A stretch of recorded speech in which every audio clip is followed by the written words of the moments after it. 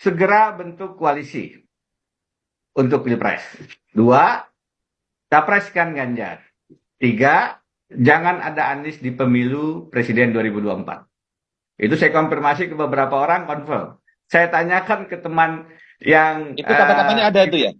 Kata-kata itu ada dari Presiden Jokowi. ada Kata-kata dan saya jangan ada tulis. Anies di 2024. Ya, ada dan saya tulis. Saya tulis di situ. Dan kemudian kepada satu kesempatan yang saya ketemu pimpinan partai, saya tanya, bukankah dulu memilih Anies kan begini koalisinya? Iya, dulu. Sekarang enggak. Oh, ada nggak perintah begini, begini, begini? Dia diam aja, dia cuma senyum aja. Dia tidak mengatakan iya atau tidak. Tapi bagi saya senyum saja itu berarti mengkonfirmasi, ya. Kemudian kemarin yang paling simpel, sederhana. Ada pimpinan partai akan dilantik jadi menteri. Disampaikan ke saya, Mas, kemarin begini ceritanya loh. Dihubungi, nanti besok disumpah ya Mas, dilantik ya. Saya cuma minta loh, satu, apa Bapak Presiden? Anies. Maksud Bapak Presiden, bantu saya supaya Anies tidak jadi presiden. Tidak menjadi calon presiden. Itu disampaikan secara terbuka. Nah, jadi dihubungilah Ganjar oleh teman-teman ini dan Ganjar menjawab, saya tidak maju kalau tidak melalui PDIP dan dukungan Ibu Mega. Disampaikan kepada Presiden, Presiden mengatakan, oke nanti saya ngomong sama Ibu Mega. Pak Prabowo bagaimana? Satu momen eh, Prabowo Muhaimin, Pak Muhaimin dipanggil, segera deklarasi Prabowo Muhaimin ya, Pak Caimin. Nanti saya ngomong Prabowo, Mas Imin juga ngomong Prabowo. Baik Bapak Presiden. Belum sempat ketemu, Prabowo-nya ketemu Presiden duluan. Akhirnya ketemu di Kertanegara beberapa waktu yang lalu. Belum 2 minggu yang lalu. Akhirnya Caimin bilang, Pak Prabowo, kita diminta segera deklarasi nih sama Presiden. Kata Caimin, kata Pak Prabowo, Caimin, saya baru ketemu Presiden. Diminta deklarasi segera, tapi bukan Prabowo Muhaimin. Loh siapa Pak? Prabowo Erlangga. Kata Pak Jokowi deklarasikan segera Prabowo Erlangga. Jadi Caimin, oh, nggak kecewa beliau dan keluarnya menyatakan belum ada kesepakatan bakal calon presiden wakil presiden dan seterusnya Mas. Kalau yang terkait dengan Muldoko yang terakhir, memang teman-teman di lingkaran Pak Jokowi mengatakan Pak Jokowi nggak setuju Den. Itu bukan perintah Jokowi. Saya bilang oke. Kalau begitu tegur dong. Ini kan ada peristiwa perampokan. Ada peristiwa perampokan dilakukan oleh anak buah. Pimpinan diam saja. Tidak melakukan apa-apa, ya nggak boleh dong. Ya pimpinan harus bilang, hei, anak buah, itu perampokan. Jangan lakukan saya, nanti kena imbasnya nih. Hentikan dong.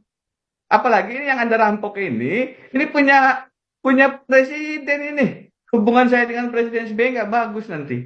Beliau nggak setuju, oh, tunjukkan itu. Yang dilakukan ini perampokan partai. Bukan hal-hal simpel. Bukan hal sederhana. Nah, diamnya Pak Jokowi itu harus dimaknai beliau memberikan blessing, apalagi maknanya kalau bukan itu. Ini semua rangkaian yang sudah terlihat secara kasat mata sebenarnya. Sudah Ya, ya. kelihatan gitu. Ini semua nanti kalaupun Anies tidak bisa dicegah maju, akan ada suara Islam dipecah. Jadi kalau Anies maju, suara Islam yang dulunya di Pilgub Jakarta itu mengarah ke Anies Sandi, atau di Pilpres 2019 mengarah ke Prabowo Sandi, di 2024 diarahkan untuk pecah, akan ada di Ganjar Anies, Ganjar Sandi, karena Sandi bisa mengambil suara hijaunya, akan ada di Prabowo Erlangga, Prabowo yang ambil, sisanya masih akan ada di Anies. Suaranya akan dipecah 3. Oke. Sehingga kemudian kesempatan, sebagaimana disurvei oleh CSIS loh ini, bukan yang lain, yang afiliasi Ya. politiknya itu lebih ke nasionalis, mengeluarkan survei bahwa meskipun Ganjar dominan, kalau head to head Anies Ganjar yang menang adalah Anies. Bahkan kalau head to head Anies Prabowo, kata CSIS surveinya, yang menang adalah Anies. Membaca survei itu, Jokowi merasa perlu mengambil langkah-langkah untuk memecah suara yang ada di Anies dengan Oh, mendudukan Sandi di Ganjar, atau Prabowo dengan Erlangga. Informasi minta dua hal. Tentu ada yang lain juga, tapi dua hal. Satu, IKN dilanjutkan. Dua, tidak ada masalah hukum bagi dia dan keluarganya. Nah, Ya. dua yang ada ini sudah nyaman bagi Pak Jokowi. Bagi dia, ya kalau bisa Ganjar. Tapi kalau tidak bisa Prabowo. Anies bagaimana? Sebaiknya nggak ada. Kalau Anies ada, faktor dia bisa menang itu membahayakan. Jadi tidak kemudian Anies diberi kesempatan maju, tidak. Balik logikanya. Logikanya kalau bisa Anies nggak maju. Nah kalau dia maju, apa yang disurvei CSIS-kan itu bisa terjadi. Dan itu bukan tidak mungkin. Jadi bagi Pak Jokowi, yang paling bagus itu tetap dua pasangan calon, either kalaupun dia tidak setuju Ganjar, tidak setuju Prabowo sekalipun, kalau Prabowo yang jadi, Pak Jokowi juga nyaman, karena dua hal tadi dikonfirmasi oleh Prabowo. Anies tidak mengkonfirmasi itu.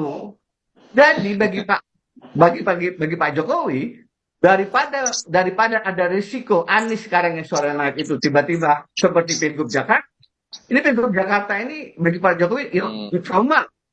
Pilgub Jakarta di mana Anies nomor 3 masuk final nomor 1.